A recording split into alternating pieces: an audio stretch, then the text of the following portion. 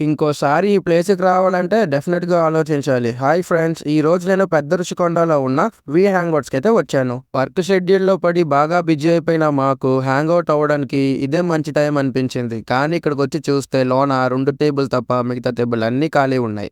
సర్లే ఏదైతే ఏమని చెప్పి మెనూ ఓపెన్ చేసి ఆర్డర్ ఇవ్వడం అయితే స్టార్ట్ చేశాను. ఇక్కడ ఐటెమ్స్ అన్నీ చూస్తుంటే నాకు మైండ్ పోతుంది. ఎందుకంటే ఇక్కడ అన్ని ఎక్కువ వెరైటీలున్నాయి. ఇంక అస్సలు లేట్ చేయకుండా ఒక డ్రాగన్ చికెన్ అయితే ఆర్డర్ ఇచ్చేసాం. టేస్ట్ విషయానికొస్తే వీళ్ళ యాంబియన్స్‌లోనే ఫుడ్ కూడా చాలా బావుంది. మా ఫ్రెండ్ గాడికైతే చికెన్ అస్సలు నచ్చదు. అందుకే మొహం కొంచెం అదోలా పెట్టాడు. దాని తర్వాత ఒక ఫ్రై పీస్ బిర్యానీ, అలానే ఒక కల్మీ బిర్యానీ ఆర్డర్ చేసుకొనైతే ఏసామనమాట. క్వాలిటీ వైజ్ ఫుడ్ అయితే చాలా బావుంది. కానీ క్వాంటిటీ వైజే ఒకడికైతే సరిపోదు. మాలా హెవీ ఈటర్స్‌కైతే 2 బిర్యానీ మస్ట్ అండ్ షుడ్‌గా ఉండాల్సిందే.